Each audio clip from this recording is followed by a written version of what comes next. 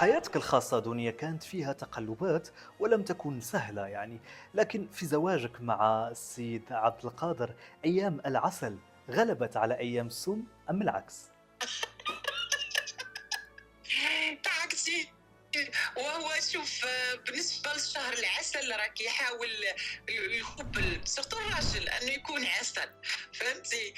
بالنسبة لي انا الحمد لله داز عسل وداز حاجة اللي بقيت عاقلة عليها، انا ما كانش فيه سم.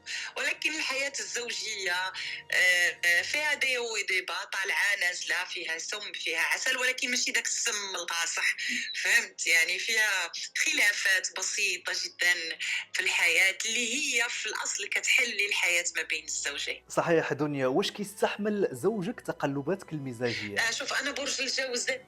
أنا وياك نفس